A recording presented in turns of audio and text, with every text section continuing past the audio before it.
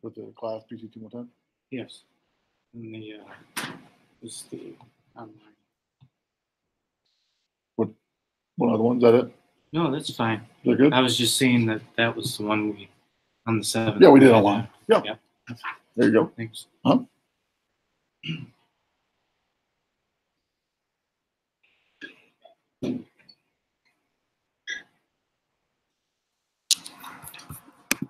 All right, if everybody can log into week 5 and go to the lab and submit your name.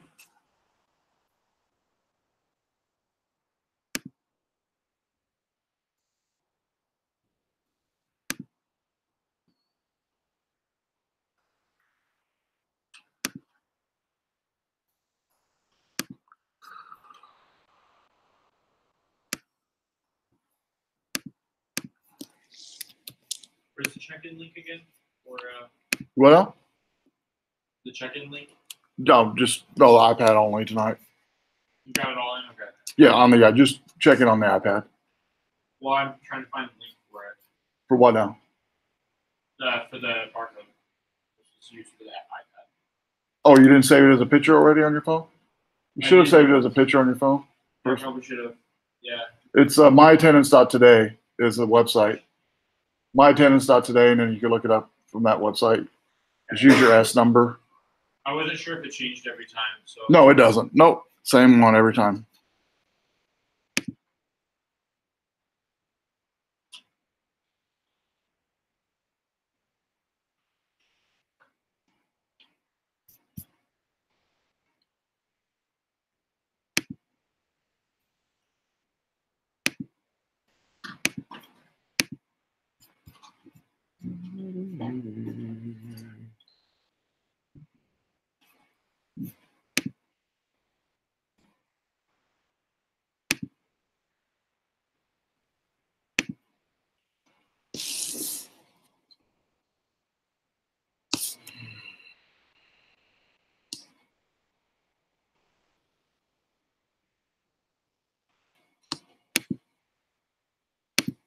now I screenshotted it. Go down. Now I screenshotted it. Okay, good. It'll be fine. There we go. Thank you. Uh-huh.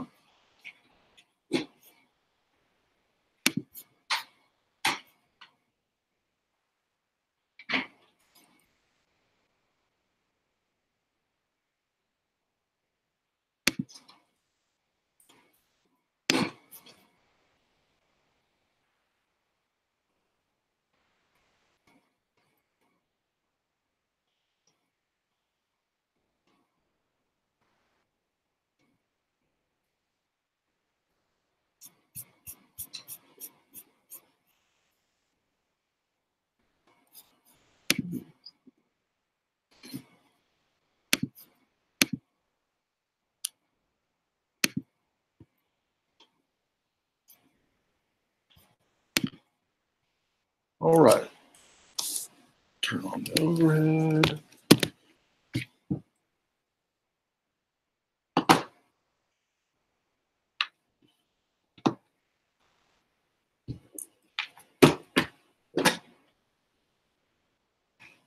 Well, happy Valentine's Day. Yes. Uh-huh. All right. Switched over here.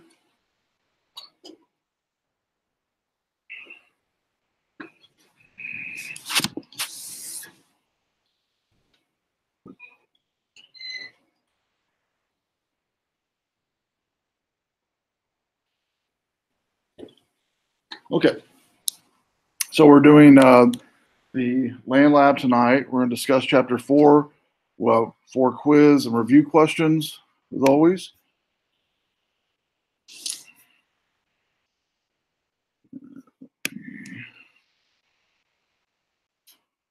A little bit further.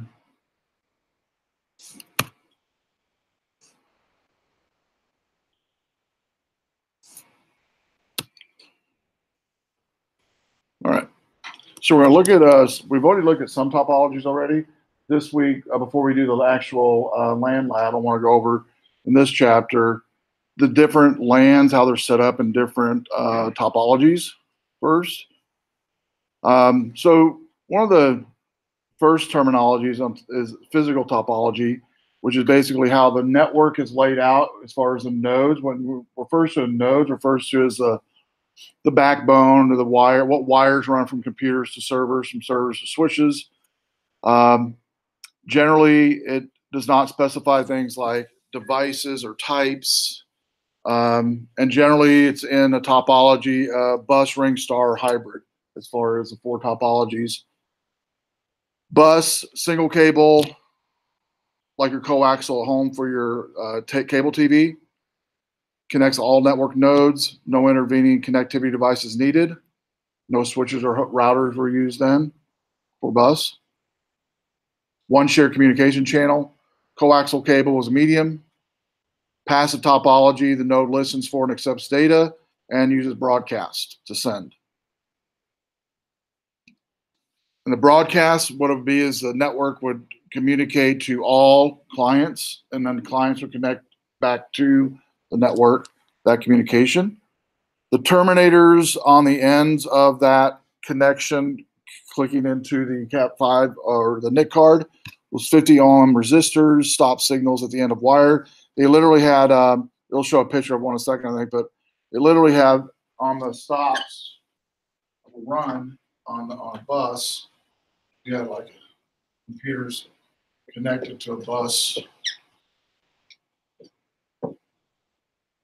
On the end, both ends actually, there would be stop connectors to have that communication stop, basically. Stop providers there for that. Also has signal bounce back and forth between the network nodes. And one end was grounded, removed static electricity. So here's what it looked like. There's a ground terminator on both ends, as you can see here.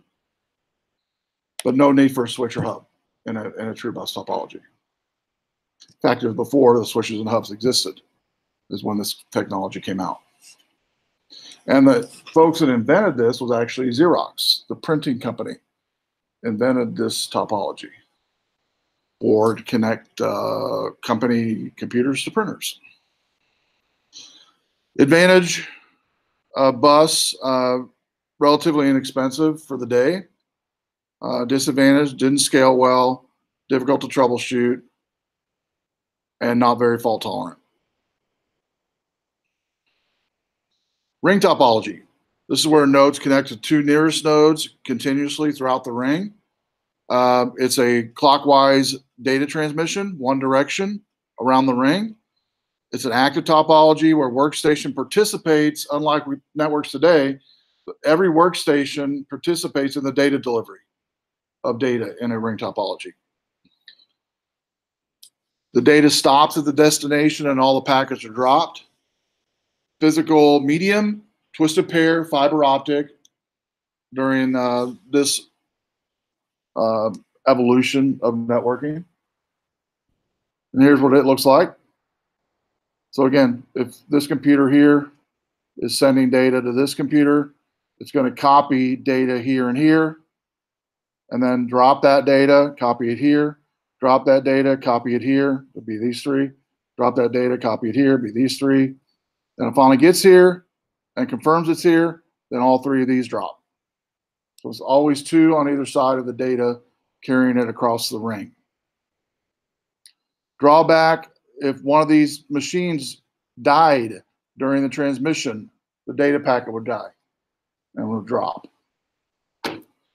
Star topology, present day, no connects to a central device like on your desktop, and the one we're going to be playing with our lab tonight. Physical medium, twisted pair fiber as well, twisted being the most popular. Single cable connecting two devices, requiring cabling configuration. Advantage, fault tolerance, one central location to dictate what segment of the LAN is having issues, what switch it might be located to, and very scalable. You want to add a computer to your desk where you're sitting at, you just plug it in, and it's good to go. Nothing real difficult to do. Here's what it looks like, much like the ones around your desk tonight. You got a switch or a hub or router as a medium in between, and then that's what connects all the other computers. So the data, unlike the star and the bus, flows through that switch to get to the destination, regardless where that destination might be. So if this computer here is sending data to this computer here, it goes through the switch and over to that computer. Make sense? So the crucial component of this one, as you can probably imagine, is a switch. If it fails, no communication. But at least it's an easy troubleshooting thing to figure out if there's congestion or issues. Most modern day networking topologies use star. If you were to set up a new business today, this is probably what you would use. It's most reasonable out of the box setup. Can have up to 1,024 addressable nodes on the network, private IP addresses. And then logical topologies describes the transmission between nodes, like most common would be bus and ring. Bus, as we already talked about, travels from one device to the other, may or may not travel through intermediate device.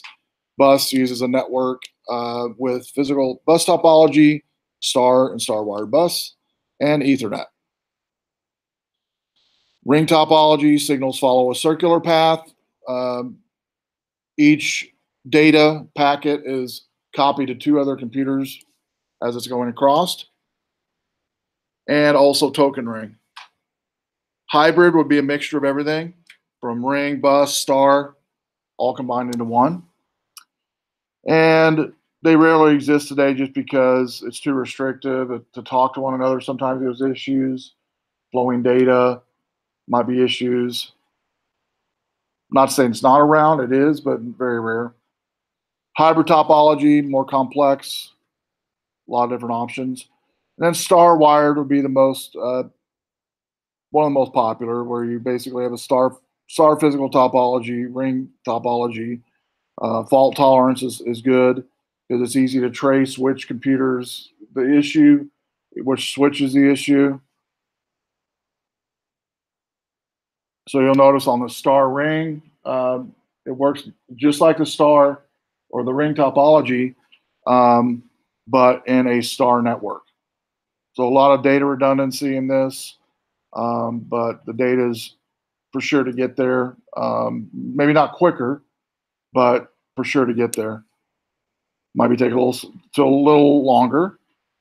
In star wired bus, advantage, it covers longer distances, easy interconnection, isolating different segments. Drawback, usually have 2 ports per computer, an in NIC and an out NIC, a lot of times on a star wired bus or star wired ring. Drawback again, connectivity, cabling. And then star wired bus, this is the most common here, where you've got, like in this building and most modern buildings today, we're going to have multiple switches per room, per office, and then those switches will be interconnected to each other between each room, between each office, basically. Behind the switches are ability to connect via Cat5, or some of them allow you to connect via fiber in between the switches for longer runs and faster speeds. In terms of backbone, what that means basically, again, is just what does a network fall upon? What is used for the data to flow? So cabling connecting hubs, switches, routers. You could even say Wi-Fi routers as well will be in there. More throughput. Larger organizations might have a total fiber backbone, meaning from their desktop to the switches, from the switches to the server, total fiber. So you're talking like companies like Pixar, which have boatloads of data for their animation folks that do animation. There's a lot of data being pushed through those computers on a daily basis. Media, like if you watch football, the guys that sit in the trailer that do the live feeds and that, all fiber on those. Can't afford, this be too slow for Cat5. Plus, you have a lot of noise around there as well, and a lot of generators and things like that, which would cause problems. But large organizations also use, because of costing, and they're in an office, Cat5 works perfect. for general office use like Word, Excel, PowerPoint, Outlook, using Outlook email. But when you get into areas that push a lot of data all the time, usually media folks that push media like video, sound, a lot of those houses will have fiber because it's a lot faster and longer distances. Now, if you have an enterprise-wide network backbone, it can be very complex and difficult to plan. What that means by enterprise is every building is literally connected together, even if it's in a geographical distance. So like an example, Coca-Cola, they have places in Rockford where they trucks get, the pop put on them each night, and the next morning they go out and delivery. Those places are actually directly connected via T1, T3 line to the Madison office with a direct line to that company. Now that's very expensive, but Coca-Cola can afford it. And the reason they do it is to make sure that their data is a couple reasons: security purposes, and that the data is going to get there regardless of all the other lines that might be out there. They don't have to rely on those. They have their own dedicated line. And they have their own dedicated people that run the lines and work on the lines if they need to. Enterprise also could be a building backbone, like in here. In this building, we have Cat5 between computer and switches. Switches in server room is fiber. In the server room, from servers to servers, is fiber as well. Serial backbone is the most simplest backbone. Just two or more inter-networking devices, daisy chaining them together. And this is mostly like we're built like here, most businesses are, where switches are daisy chained to other switches within the room. And then finally it's dropped to go into the server room, usually over the head in a drop ceiling or in the floor. In this building, it's in the floor because there's a three foot gap between each level in the floors in this building, in all the buildings here. So we don't run our cable in the ceiling like a lot of companies do. Even though these are fake ceilings, we do it through the floor. And a couple reasons for that is it's not impossible to access if you know where to go, but there's only certain places you can access for tiles to get in to actually crawl underneath there to work on stuff. Benefit of the serial, it's very logical in growth, low cost to add new hubs, new switches if they die, which they do. So here's an example, a lot like our building, a lot like a lot of workplaces, just like this.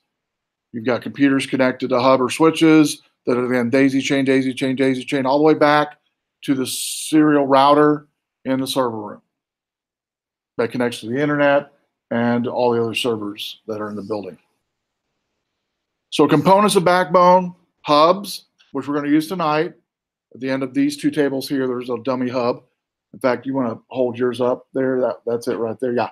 These are really, really, really old hubs you guys get to use, but they work. Gateways would be gateways that are utilized to connect different routers and switches. Routers, which are used as a first line defense coming into a building, what comes in, what goes out. Switches are at the end of your row, 4 or 5 of them stacked on top of each other. And bridges that bridge switches together. Serial backbone can repeat through the back of each one of them to other daisy chain. And standards on serial backbone, a defined number of hubs allowed. Exceeding standards, you could have problems with data transmission errors, things of that nature. And then distributed backbone is where you have connectivity devices in a hierarchy of central connectivity devices. Benefit of this is simple expansion, limited capacity or capital outlay, more complicated than distributed and distributed because it can connect multiple LANs together. So in this building, it could be connected to the Stenstrom building, or this building be connected to building across town, or this building be across, which it is, to each building on campus. Wrong one.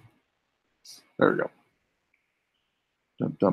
So as you can see, a little bit more complex on this one. But really, if we use this as an example for our building, we have multiple switches in this room, like about, well, for sure one per table, we'll say. So 1, 2, 3, 4. And we'll say, you know, maybe another classroom is just using some hubs. So there's a cable going from this classroom to the one across the hall. And so let's say it has 4 hubs in there connecting 4 to 8 computers apiece. So not real complex, really, if you think about it. They're just daisy chained together one to the other. And a lot of these ports, like the one we're going to use tonight, actually have a port designated to what's called an uplink port, to where it's literally designated to uplink to another hub and keep daisy chaining them. So here's more of a cleaner example. Buildings having different routers as a first line of defense coming in. And within those buildings, right after the router is the initial switch, let's say in the basement. And then it follows throughout the entire organization for connecting computers. And the backbone here, we'll say, could be Cat5 or fiber. And we'll say that once the computer, let's say, is twisted, like in here, twisted pair.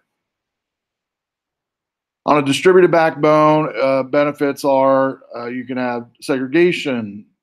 You may daisy chain to link hubs together to increase your length of reach. Drawback is potential for single failure points. So in this case, if you daisy chain a lot of switches together, actually, let's go to this example here. If you daisy chain a lot of switches together, let's say this one here dies right here. So this will go down, this will go down, this will go down, this will go down, because that's the sentry or the central switch to connect these 2 segments. This will be okay, and this will be okay, but all these would be dead. Make sense? There's some drawbacks, but nice thing about it is they're segmented to where you know exactly who's affected when a switch is down because of how it's set up. So it is a drawback, but also it's a benefit because it's easy to isolate where those computers are because of the connectivity in the network. A collapsed backbone is where it uses a router or switch as a single central connection point for multiple subnets. Highest layer is a router with multi-processors built into it. The central router failure risk: if the router fails, the whole network fails. Routers may slow data transmission. Advantages: interconnecting different subnet types and central management. Home users use this. So at home, you use this type of scenario for your router. You have a home for your Wi-Fi. It's a central router that connects, not only gives you internet, but it connects all your computers together. But if that router dies or goes down, everything goes down in the whole house, right? But there is some advantages to it. So on a collapsed backbone, you've got your router. We'll pretend for home use, this is your Wi-Fi router. Doesn't matter how many hubs or switches you have in your house or other Wi-Fi repeaters. If this goes down, everything goes down.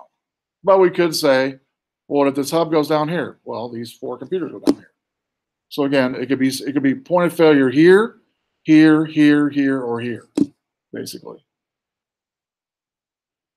And that's why they call it collapse, because it starts out here and then it collapses into other 4 or 5 or 10 or however many you want in that. But you'll notice the hubs are not interconnected to one another. They're not daisy chained, right? So if one hub goes down, one hub on that network, one segment's down, not all 4, right? Whereas if we started here with this hub and daisy chained this hub to this hub, and then this hub to this hub, and then this hub to this hub, that could be a problem. More points of failure. Okay? So if one hub went down, like the first one, everything else is down past it. Whereas in this scenario with collapsible, if this hub goes down, the other 3 are still up and going. No problem. So a lot of, pretty much every IT server room is going to have a setup like this, to where each segment of your offices will have a switch. They generally will not be daisy chained one to the other, though, because of this purpose right here. That way, if an area of the building goes down, if a switch goes down, It's just a limited amount of users, not the entire floor, maybe, if that makes sense. Parallel backbone is most robust of network backbones. It's more than one central router. The switch connects to each network segment. It requires duplicate connections between connectivity devices. Advantage is redundancy, increased performance, and better fault tolerance. And here's what it looks like. Redundancy, as you can see, is the 2 lines to each and every switch and each and every router. So redundancy on purpose. Disadvantage is more cabling. So technically you could have, in this scenario here, one line could technically go down and the other line be fine, and it would still be able to function on a parallel backbone. And this for critical connectivity, military, banking, stock market, governmental, all uses that type of backbone. And then switching basically refers to the different types of topology using different nodes, how they connect. 3 methods of switching. You've got circuit switching, message switching, and packet switching. In circuit switching, the connectivity is established between 2 networking nodes before data is even transmitted. You have dedicated bandwidth. The data follows the same path every time, initiated by the switch. Monopolizes bandwidth while being connected. Resources wasted. Uses on this, because it's needed and it's fast and it's direct and it doesn't change. Video, video conferencing, audio will be an example on that as well. Another example, home modem connecting to ISP. That's an example as well of this type of circuit switching. Message switching is where the connection established between 2 devices, data is transferred, then connection is broken immediately after the switch occurs. Information is stored and forwarded in the second device. It repeats store and forward routine until the destination has been reached and the data has been transferred. All information, again, follows the same path as the last one.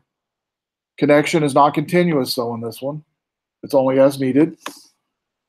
Device requirements, it's sufficient in memory and processing power because it only is used when it's needed to be used. This actually could say, not really around much anymore today. Anybody remember dial-up connection? We could say this falls into that category of messaging switching. Because you remember dial-up, it would sit idle until it was used, literally idle. So once you connected with the shriek sound of authentication, then it would stop. And until you moved your mouse or you try to go on a website or do something, no data was used. Okay, it was just idle. It would actually say in the message of it, idle. And then it would tell you when you're browsing a file or downloading something, it would tell you exactly the speeds of it while it was occurring. Packet switching, most popular today, is where it breaks data into different packets, multiple packets before transporting. It can travel any network path it wants to get to the destination. Fastest circuit is available at any instance. It finds it. Does not need to follow each other. Does not need to arrive in a certain sequence. Reassembles a destination, however it's sent. Requires speedy connections for live video, and transmission. Advantages, no wasted bandwidth whatsoever. Devices do not process information. And examples like we're in tonight, Ethernet networks. Ethernet networks or the internet. Good examples of that. Modern day packet switching. Then they have what's called multi-protocol label switching, which began in '99 from IETF. It has basically 3 protocols where the network travels, data travels over several connected oriented networks, supports IP, common use to be like a WAN protocol through the internet. Not used so much today. Advantage of this, though, is it uses packet switching technology over traditional circuit switch networks. This is whenever, this example would be, anybody familiar or heard of or used AT&T DSL? Everybody use that before in your house? where you use the old phone lines to connect to get the internet. Yeah, dial. Yeah. So this would be that example. It's using modern day packet switching technology through old analog lines would be an example of that. Not really that fast, but it's used because it's the infrastructure is already there in the older homes of your analog, your RJ12 phone lines, which many people don't even have phones anymore in their homes. You even have the lines maybe, but you don't use the phone lines. And then Ethernet, as we mentioned earlier, developed by Xerox in the 70s. Benefits, flexible, excellent throughput, popular networking technology. Then moves on to what's called a carrier sense multi-access with collision detection, CSMACD. This one basically was built to help NICs listen until a channel is free to push data. Basically is what this is for. It does have collision detection. It does also have what's called jamming, where the NIC issues a 32-bit sequence and indicates previous messages that are faulty, telling the router basically to resend a packet if need be. It's heavily trafficked network segments and on collision are common. And so packets get dropped, they fail, and collision and drop packets in here, and the CSMA tells the NIC or the router to resend that data or corrupted data to resend it. So it's constantly, like this diagram shows, listening constantly for data. If it detects anything that's issues and collisions, it tells the router, which then repeats that connection, repeats that send of that data until it's completed. It has a collision domain that basically tells where the collision occurs and what segment. That way the router can maybe reroute it in another way. It might not be on that computer. It might be a switch around that area that's causing it. So it goes another route. Ethernet cabling distance limitations can affect collision. So if you are cabling up, supposed to be no longer 100 meters, and your cable's running 300 meters, that can cause collisions. That can cause data drops because the cables run too long. So in this example, a 100 megabit per second network should have three segment maximum connected with 2 hubs, 10 megabit, which is older school, 5 segment maximum connected with 4 hubs. And then finally, the Ethernet cabling itself, copper cable inside of it. IEEE standards travels across the medium and maximum throughput, wiring requirements, all set by IEEE. The 501, 568B and 68 standard. And here's one of the first standards coming out when it first came out. 10 base T was the first standard, which these modems we're using tonight was set at. 10 represents the minimum or maximum throughput of 10 megabits per second. It base indicates baseband transmission. T stands for twisted pair. So 10 requires, it talks about the megabits. T, twisted pair. 2 pairs of wires, transmit and receive, full duplex, meaning both ways. Follows the 5-4-3 rule, 5 network segments, 4 repeater devices, and 3 populated segment transmission mediums. So here's an example of Ethernet standards for cabling. And by the way, there is a union for cabling. If you're interested, you can go into cabling as a field of work where all you do is create cables and patch cables and run cables. And you would learn all the different standards and how to not only create cables efficiently, but setting up networks and new businesses and things like that. And they do get paid pretty well, by the way. But you have to travel a lot usually, but you pay pretty well. So an example here is recommending on this slide, by the way, Ethernet standards. Okay, are standards broken? You think by companies when they install a network? You think Common sense. What's common sense tell you? More than likely, probably a little bit. Yeah, because it doesn't. No, there's not going to be Ethernet police come and shut your network down. It's just not going to function well, right? It's just not going to function well. And so here's some standards. Maximum length, as already mentioned, we've talked about this a few weeks ago, was 100 meters between hub and hub. Also, maximum length here, 100 meters. 100 meters. You get what it's going here. 100 meters, regardless where it's at. From hub to hub, from hub to computer, 100 meters is maximum.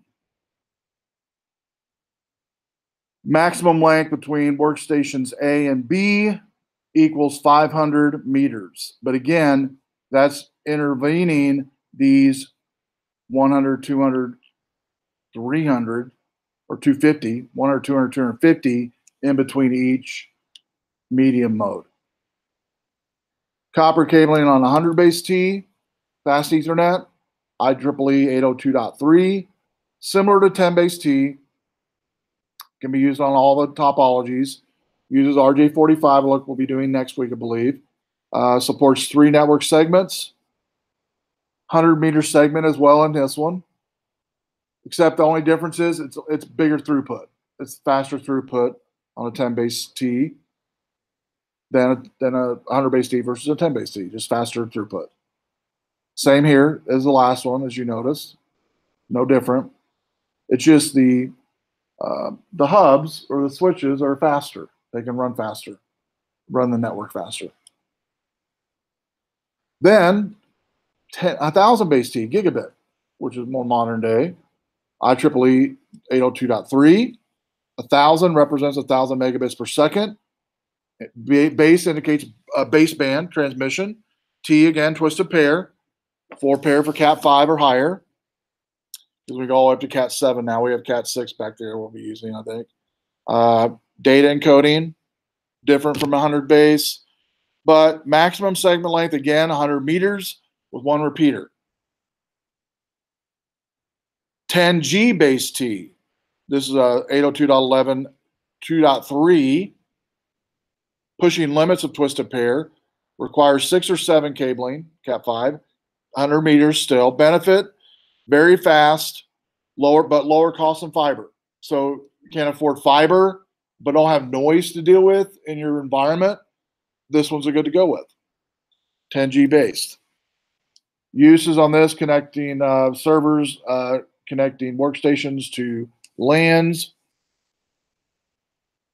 And then fiber itself, 100 base FX, 100 megabits per second. Broadband, they have 2 different modes, half duplex, full duplex. On the half duplex, it's 1 strand receiving 1 transmission, 412 meters. Full duplex, both strands send and receive 2,000 meters in 1 segment. 1 repeater maximum. Fiber optic, 1,000 base LX. Difference on this one is longer reach than a gigabit technology. Single mode fiber can go 5,000 meters in between drops. That's long distance. Multi-mode, 550 meters, 1 repeater. This is an excellent choice for long backbones. So you're talking oceanic connections, underground connections, the new subdivisions. They have to run miles of cable. 1,000 base SX gigabit Ethernet fiber optic. For fiber optic, multi-mode, 850 nanometers. Maximum length on this one deals with the reach of that network. So on 1,000 base FX or SX gigabit Ethernet, on this one, 550 meters max length for 50 micron fiber for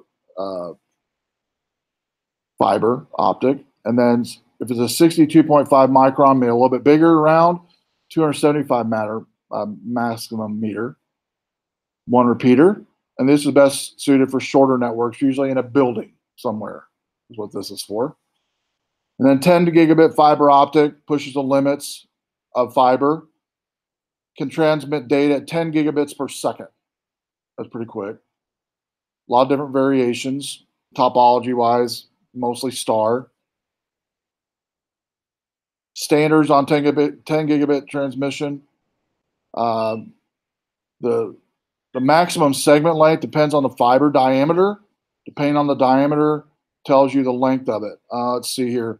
Maximum length for this one here for single mode, 10,000 meters. Again, you're talking underwater probably on this one.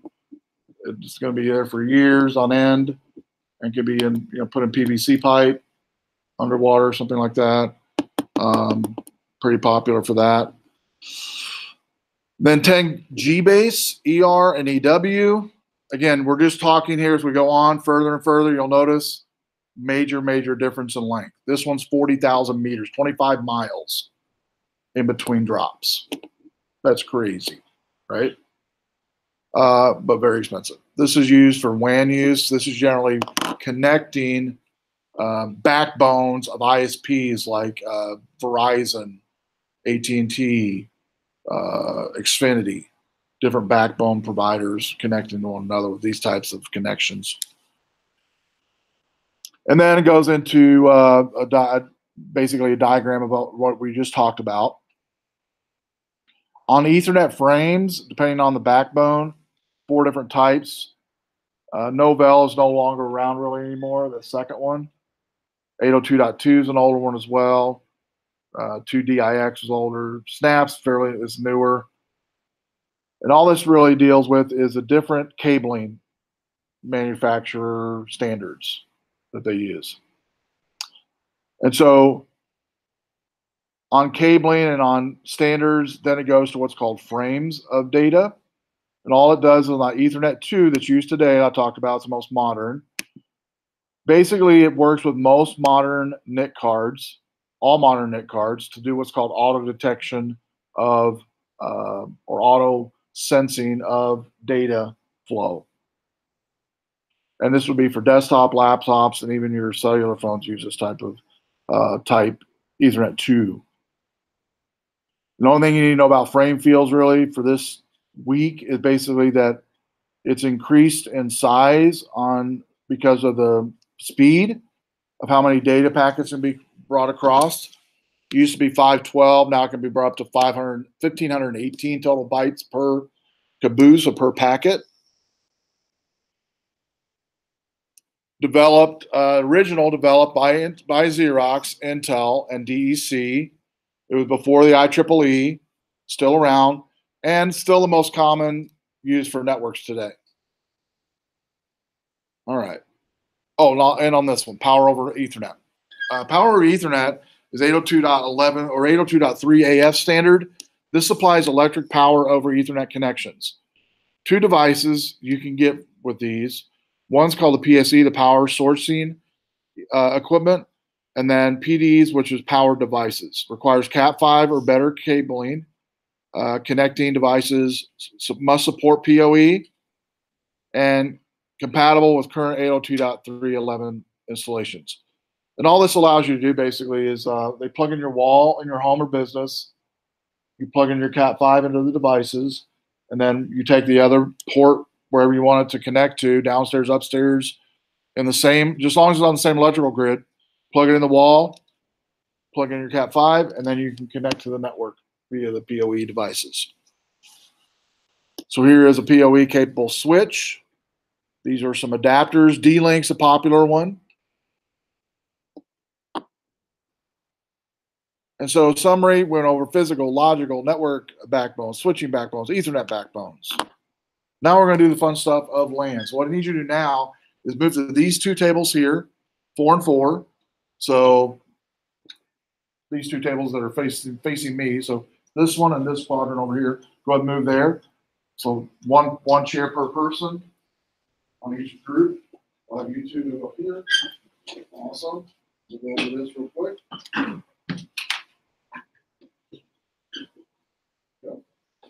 you get to keep these, so you return these back in. All right, so let's go over it first, and then I'll let you do the deed.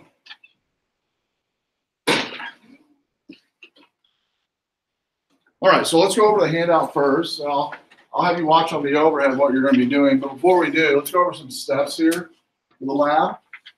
On each table, you've got a 4-port hub that's been held up earlier. At the end of each table, you've got Cat5 cables that have red tape. We'll kind of look over and make sure you understand where that's at. It's on that little switch and by the wall. There should be white cables plugged into that bottom switch and a piece of red tape. Those are the 4 that you're going to be playing with. And each one of those red tapes, by the way, are numbered, and it should correspond with a number on your monitor. The red tape should also have a number on it towards around the red tape area. It should tell you the number. It should correspond with pct110, whatever, on your computer, hopefully. All right. Next thing on number 3, what we're going to do in a second, I'm going to show you how to connect, configure, and then change with your lab. And then finally, we'll end with setting everything back the way it was. So if you look on the overhead, I'll switch over to my PC here. Let me end this real quick.